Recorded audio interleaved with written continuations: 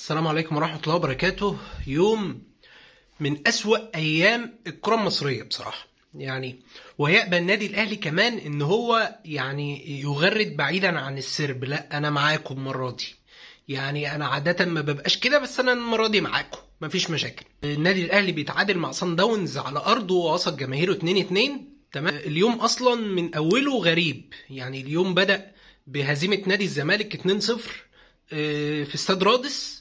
ما فيش مشاكل، هو نادي الزمالك بقى ما عادش عايز آلة حاسبة ولا حاجة، هو انت تكسب الثلاث ماتشات الجايين تصعد. اتعادلت ماتش واحد، الف سلام. منتخب مصر لكرة الضحك تحت 20 سنة. طبعا ده منتخب كده ليه قصة، بيدربه واحد اسمه محمود جابر، كلنا عارفينه، ده اللي هو ابنه عمر جابر. تمام. كابتن محمود كان مع الفريق ده مكونه كده، وكان عامل معاهم بطوله عربيه كويسه، وكان واصل فيها للنهائي واتغلب من السعوديه بضربات الجزاء وحوار وحكايه وبتاع وروايه. المهم عملوا بطوله افريقيه فين؟ في عندنا في مصر. يوم كابتن محمود يعمل ايه بقى؟ اول ماتش يتعادل مع موزمبيق فين؟ في مصر. تمام. طيب تاني ماتش بقى يعمل ايه؟ يتغلب من نيجيريا 1-0. تالت ماتش بقى قال لك اقفل بقى الليفل يا جماعه، احنا نقفل بقى الموضوع ده، ولا كره ولا بتاع ولا ناشئين ولا 20 سنه ولا جيل ولا كره. اصلا هو مفيش كره في مصر. احنا يا باشا نروح نشوف الدنيا بتاعتنا عامله ايه، شوف الفراخ بكام، شوف اللحمه بكام، الحاجات دي. كره ايه يا عم وبتاع ايه؟ مفيش كره في مصر. 4-0 من السنغال، انت واخد بالك؟ على ارض مصر 4-0 من السنغال. تمام. طبعا ولا كاس عالم بقى ولا هنشوفها ولا كلام من ده. الاهلي من شويه، تمام، متعادل 2-2 مع صن داونز. ينزل الشوط الاول اصلا خسران 1-0. تمام. شوط انت العيال بتوع صن داونز بسم الله ما شاء الله عليهم، هم مش مسميين نفسهم برازيل من فراغ. العيال بتلعب لمسه ولعبه، بتلعب كره سهله، بتحاول تضغطهم في منطقه جزائهم. العيال بتلعب ما بتخافش، ما عندهاش اي مشكله في اي حاجه. الجون بتاعهم كورته اعلى من مجدي قفشه. الجون بتاع صن داونز كورته اعلى من مجدي قفشه. يلعب صانع العاب للنادي الاهلي، ما عندوش مشاكل. العيال بسم الله ما شاء الله عليها قوه، سرعه، ولعب على الارض. ما عندهمش مشكله ان هم يستحوذوا على الكوره، وما بيفقدوهاش بسهوله، وما بيخترقوش بسهوله، وهم بيخترقوك بكل سهوله. ما فيش في الماتش كله غير الواد مروان عطيه اللي مبهدل نفسه خالص. الشناوي ما عادش عارف يشيل منين ولا منين. الشناوي عامل الماتش بيفكرنا بيه بالشناوي بتاع زمان، ولا يسأل عن الهدفين اللي دخلوا مرماه. النادي الاهلي بعد التاخر 1-0 حاول ان هو يرجع، ورجع للقاء بجون برأسية عبد المنعم، وبعدها حسين الشحات حط جون ولا احلى ولا اروع، وبعت الكل، بعت الناس كلها بتبص في حته، والجون جه في حته تانية خالص، ولسه بنقول ايه قمنا لابسين جون. كره هجمه. الواد القصير بتاعهم ده واد قصير كده، واد مش عارف جايبينه منين، عنده 21 سنه، واد قصير كده بس حكايه.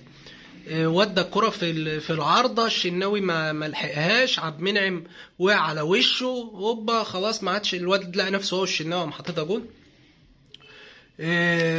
ماتش ما كانش صن داونز دي ما كانش ينفع بصراحه بعد الماتش اللي هم عملوه ده يتغلبوا، ولكن احنا العادي بتاعنا كده.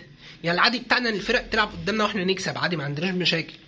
ولكن حق الله صن داونز ما يخسرش، وانت برضو كمان المفروض ما تكسبش. انا مش عارف تكسب ازاي وانت جاي لك ضربه جزاء وبتديها لهاني بايدك تقول له شوطها. مش عارف مين جاله قلب يدي الكره لمحمد هاني بايده ويقول له شوطها. يا اخي ده لما الكره اتحسبت وهاني داخل يشوطها، انا قاعد اقول ليه هاني؟ ليه هاني؟ ما اي حد تاني غير هاني يا جماعه يحط عادي، ما فيش مشاكل. ما معلول قبل كده ضيع ضربات جزاء، مش مشكله، بس راجل متخصص في ضربات الجزاء. هو من امتى هاني بيشوط ضربات جزاء؟ دي حاجه. وانت راجل بتلعب ضغط متقدم، ضغطت وخدت الكوره، والكوره معاك انت والجون يا عم عبد القادر، ما تحط جون في اول 3-4 دقايق، خلاص الفرقه فضيت. صن داونز انت ما تستحقش برضه، ما تستحقش تكسب برضه. ولكن يأبى النادي الاهلي ان يغرد خارج السرب وخارج سرب الكره المصريه.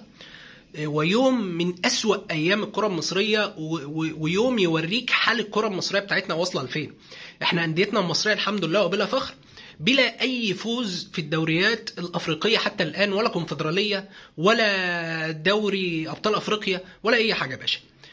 فده حال الكره المصريه الان. وحال الجيل الجديد بقى انا لسه قايله في اول الفيديو، يعني كابتن محمود جابر بسم الله ما شاء الله خلص على الجيل اللي طالع كله بقى بالناس اللي كانت فيه، بصلاح باشا، باحمد نادر السيد، بالواد المحترف الهداف بتاع دوري ابطال اوروبا. كل الناس دي خلصت تمام. بس حابب بس اقول لك ان ده حال الكره المصريه النهارده.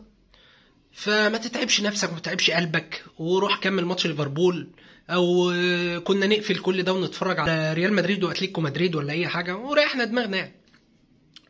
وبكده نكون خلصنا الفيديو بتاعنا النهارده. يا رب الفيديو يكون عجبك، ولو عجبك يا ريت ما تنساش تعمل لايك وفولو للصفحه بتاعتنا على الفيسبوك، ولو بتابعنا على اليوتيوب ما تنساش لايك واشتراك في القناه. سلام.